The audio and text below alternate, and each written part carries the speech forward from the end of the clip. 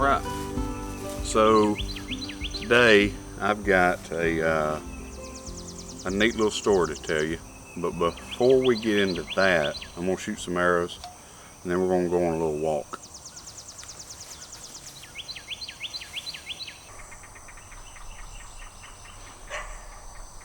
Alright, let's shoot some arrows.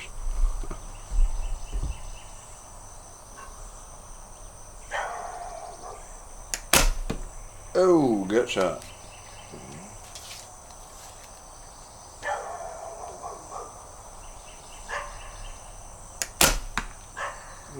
Liver.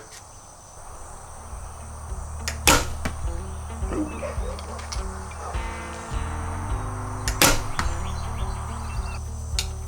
Getting better though. Let's go for the harvest.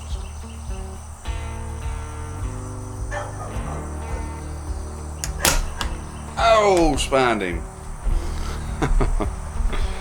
Oh, shoot. Let's see here. Yep, we're going to have to keep practicing.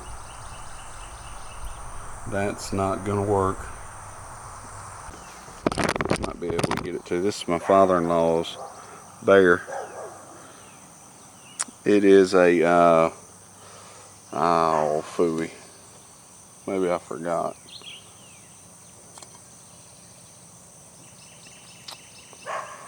Oh, I'm not sure what one it is. It's 50 pounds at 52 inches. Let's see, I think you can see that here.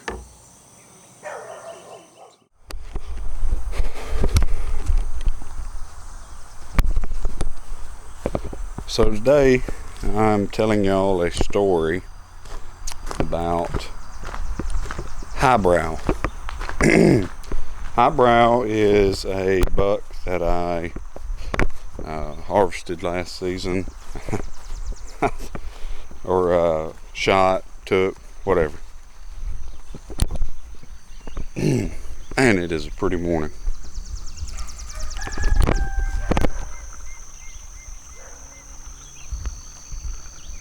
We're gonna duck off in these trees back here and see if we can't get down in this creek bottom and make a little walk. We might run up on some deer. But Highbrow is a deer that I shot last season. I want to tell a story about it. And I didn't get any footage. I mean, I got some footage that day, but not of Highbrow. I got some footage of a couple deer, so you'll see some of those things throughout this video. But I've got history with Highbrow. I don't have history with many deer that I've taken through the years, but this one I did. Let's see here. Trying to remember. Let's see. So the first time he popped up on camera was in like September. Oh man, yeah, I remember now. So yeah, me and the girls had put out some corn on my club. So I've got a club here where I live. I've got access to about 500 acres here where I live. This is actually some of it. It's just an old clear cut here that I'm walking down beside. This is going to turn into pasture here at my home place. But yeah, so my girls and I had put out some corn and we got him on camera. And he was a real pretty 8-point, but just small. Probably 13, 14 inches wide. And beautiful, had great symmetry. He had really good symmetry, and his brow tines were just a little higher on his main beam. So that piece of character is what told on him throughout the rest of his life. I'm believing he was a 3.5-year-old as a 13 or 14 inch 8-point. Creek bottom down in here now.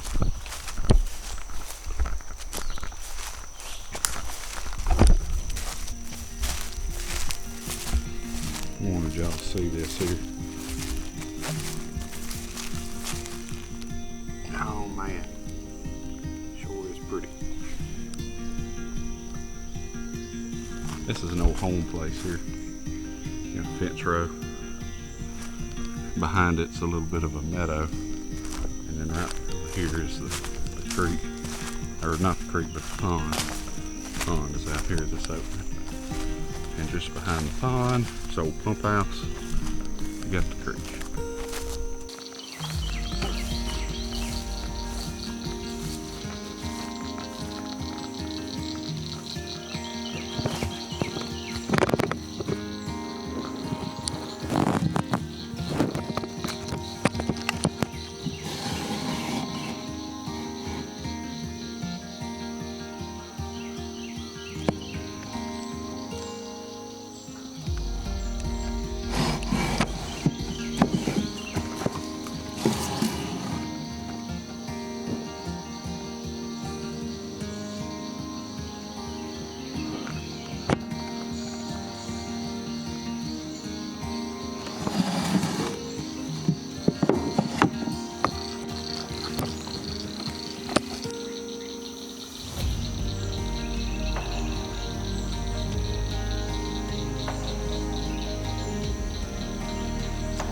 Looks like we got us a little gator in our pond.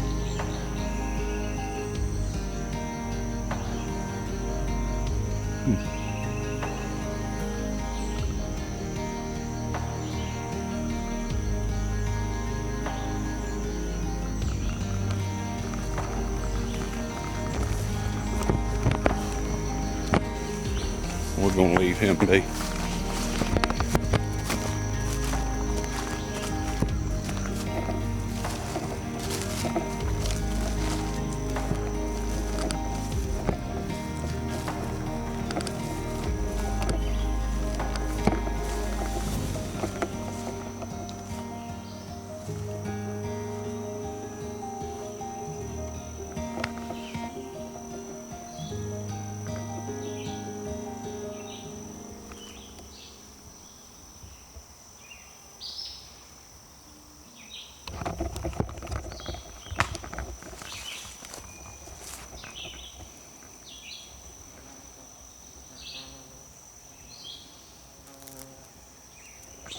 Get the horse away.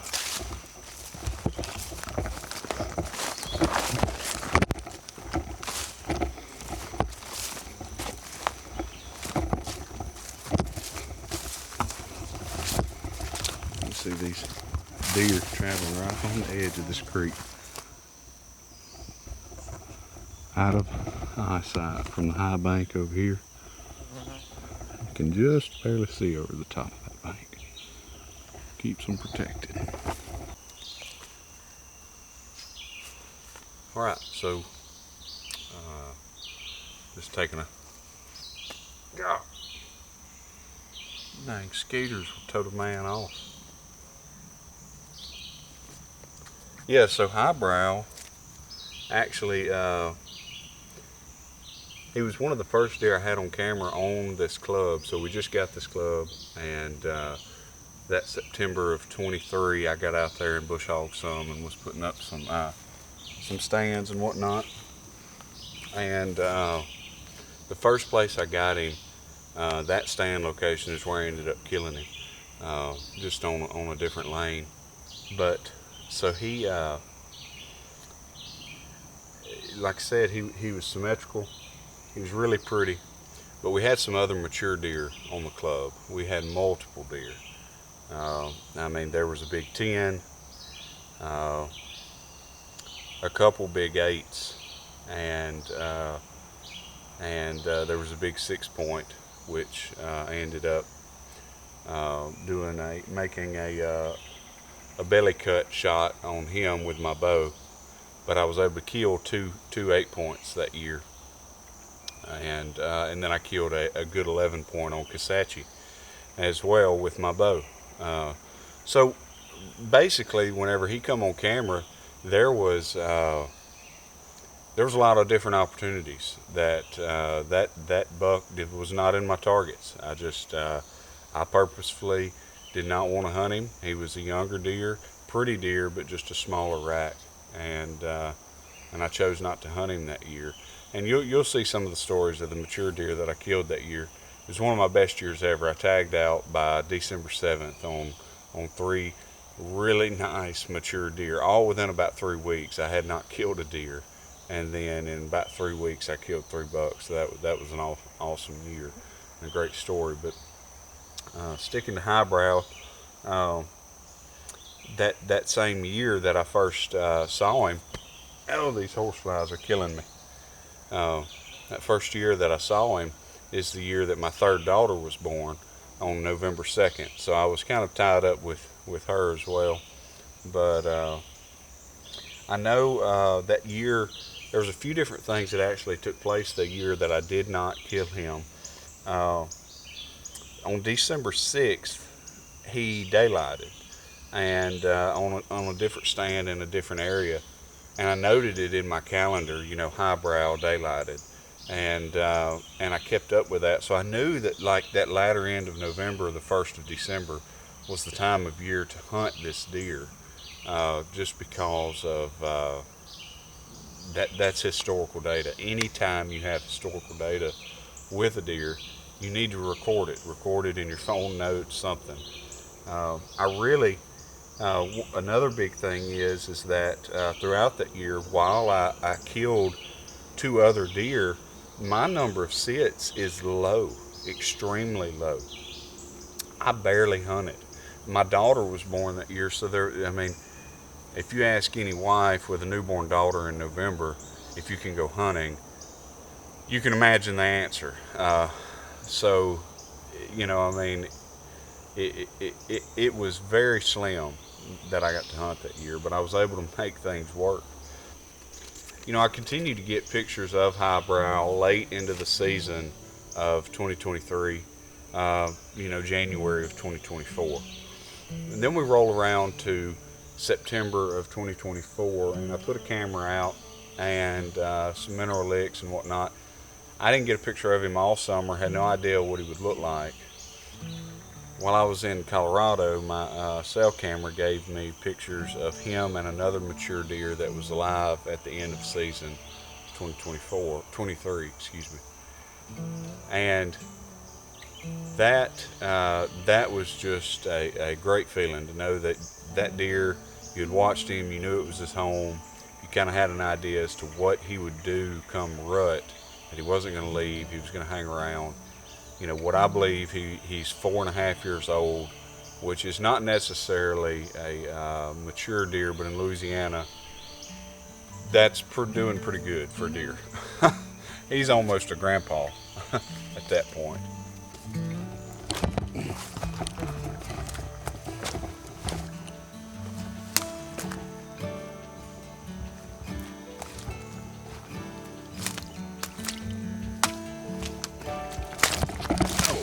Gosh.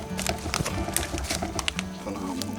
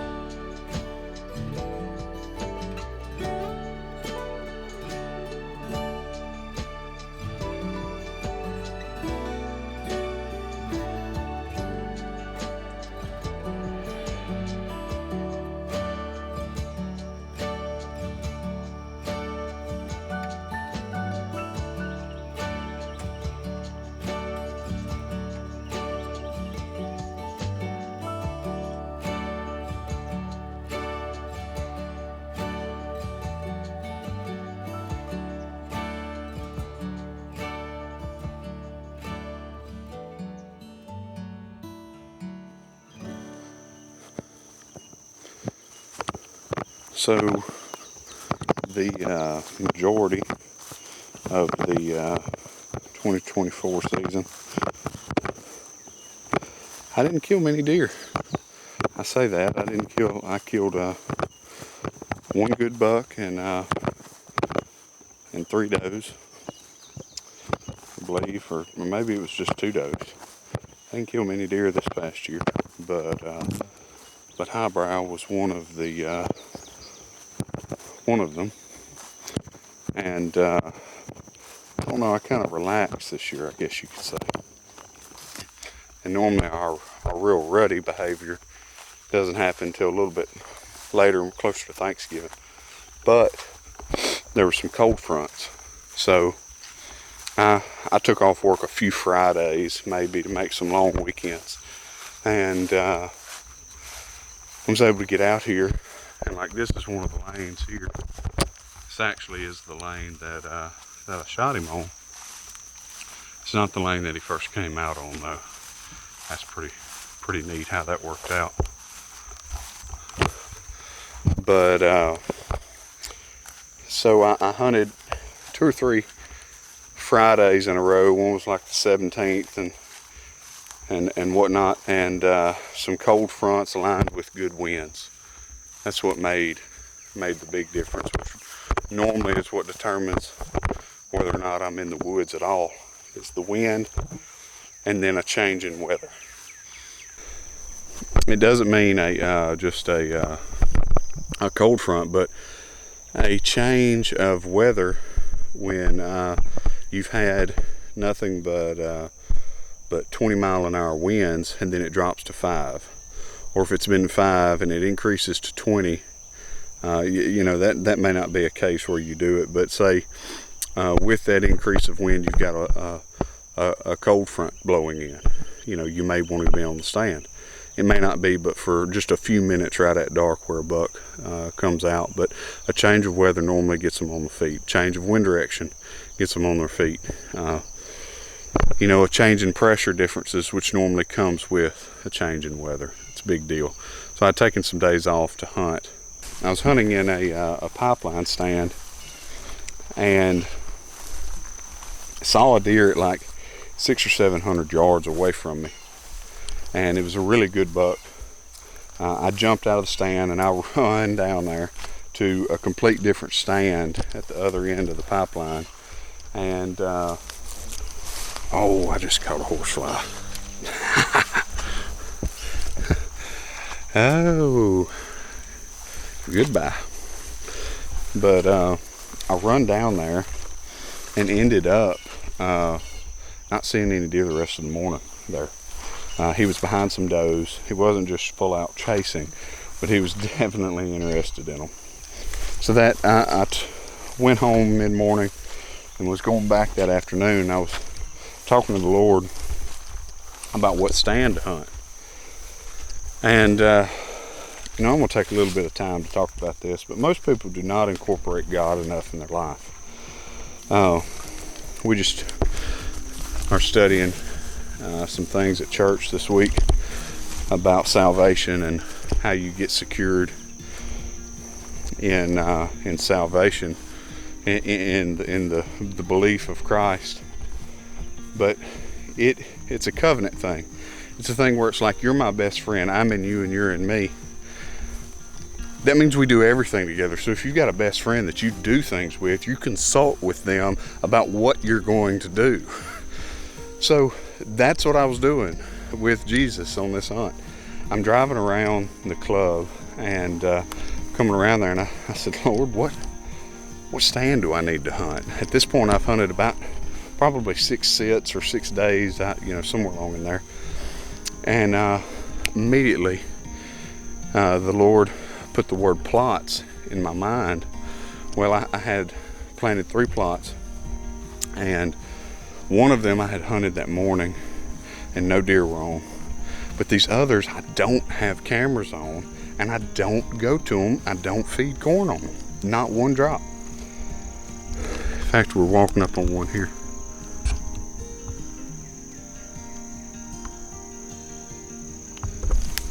Then I've got another one down here. And here's the old run down box stand.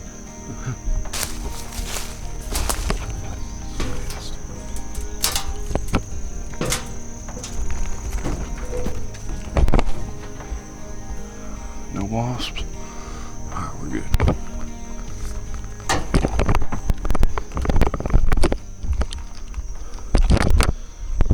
So I'm in my stand now where I shot him.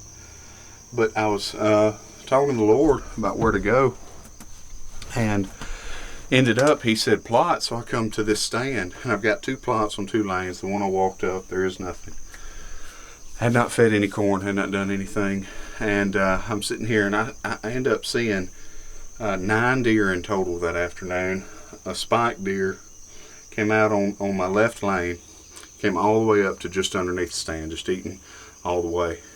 While he's here, the does, which it was 9, so it was 7 does that I saw. There was some does that came out in front of me on this lane, in the short lane, and then a couple crossed in the water that I just walked through. Well, as these in the short lane meandered around, they headed out. When I look at the end of it, there actually was a big body deer come into it. In this part, man, you guys might eat me alive on this one, but I could not see the deer through my scope. Not because it was dark. Like you'll see, I've got a video of the spike that was underneath me when this deer came out.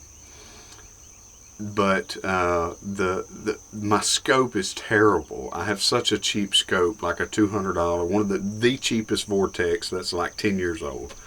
So I'm looking through my binoculars. I'm looking through the scope. I'm trying to see what deer this is. I'm trying to figure out which buck this is, and I can't tell.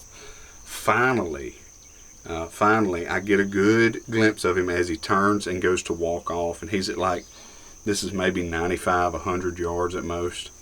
And I said, oh my gosh, that's highbrow. Well, I click the safety off and I get set up, and I'm dialed in on him, and he's walking dead away. And one thing, you have to check him out, Billy Moles, Modern Day Mountain Man, my favorite YouTube channel out there. He taught me basically to whistle at animals, and they will hear the high pitch faster than they ever will a man or a brant or bleep, man, stop, any of that junk. You whistle at them. So I go, loud whistle. He stops and turns back, and I've got those crosshairs on his neck. It's a marginal shot. I wouldn't take it. I just couldn't take it. So I laid my gun down and I watched him walk off. Yeah, so I watched the deer walk off, and I text my cousin. I say, I just let highbrow walk. And he texts me back, no you didn't. Well, I wait just a few minutes, and he comes into my right lane. I hear steps in the water is what alerted me to him. I turn and I can see him coming across this lane. He's almost out of the lane by the time I turn and get my gun on this lane here. And you can see here, just by the time I turned and got it here, you can see the high grass down here. But he's coming across it where those does walked. And this is when the woodsmanship part and dealing with deer come into play big time, because I grabbed my grunt call. I grunted a few times. He had actually seen the spike, which was right underneath my stand. And I hear him start raking trees, just, well, it's getting dark on me. I need this deer to get back into the lane. So I do a snort wheeze, which doesn't sound real great, but it works. And he starts raking trees, and then I hear him take steps back into the lane. He comes back into the lane and comes up to 40 yards. And I get a really good look at him this time. And man, as he turns, I will let him make a pawing. He tears this pawing up. And as he turns to walk off, I pull him crosshairs down on his shoulder. And I say, all right, I think I'm going to take him this time, because he was heading to the neighboring club, and this is a mature deer. I can tell body size this time. And I squeeze that round off, and he heads into the woods.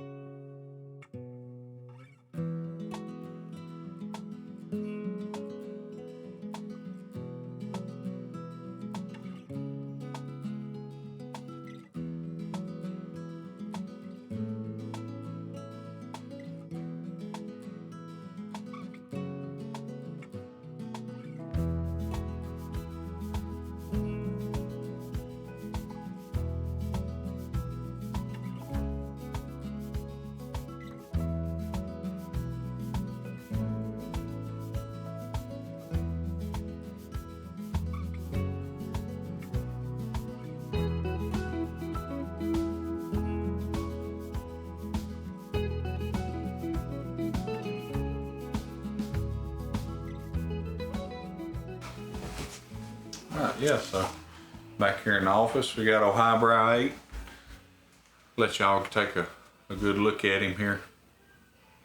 He turned out to be a really nice European mount, skull mount. Old sweeping beams. G2 stood up real tall. This is what I would consider, you know, trophy in this area. A lot of folks probably would have mounted him. I have spent enough money on mounts the past couple of years and kind of run out a little bit of room, so this is how he ended up here. He ended up going 118 inches and I think 189 on the scale, 189 pounds, which, you know, honestly, if this deer lives to be 6 years old, he's a 220 pound deer, which I say that with some reservation because there's a lot of deer in this area that never make it to that size, but they'll get to that age. So not necessarily. Yeah, I kind of need to take that back. But there is a chance that a 6-year-old deer makes it to be 220 pounds. I have killed something like that out here. Killed one. And, you know, had he reached physical maturity and was he topped out? I don't know. I'm not worried about it. I mean, I'm happy with him. So I mean, I'm not gonna take away from him by saying that. This has been such a you know, a growth. Let's see here.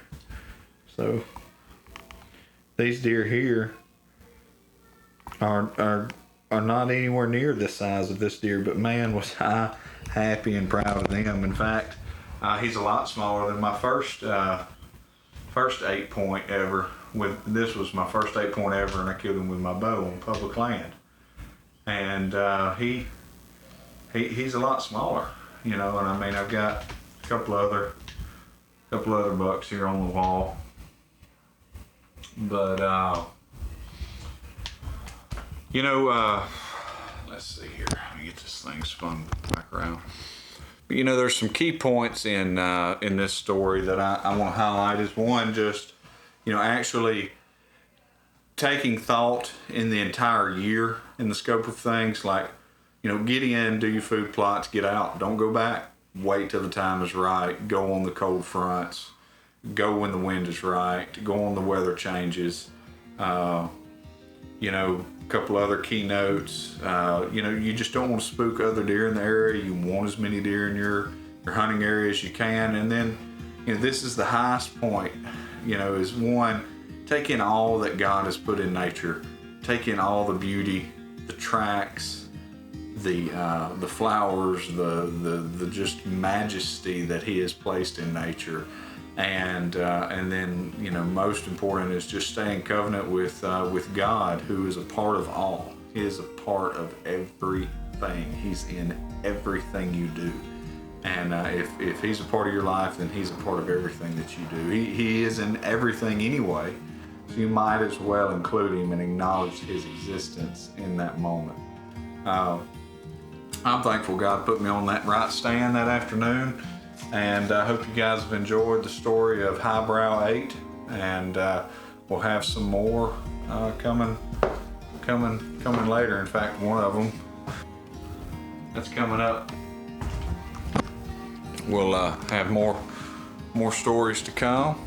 Just make sure you subscribe, like, and turn that little bell notification on, and you'll get to see more of it. So hope you enjoyed this.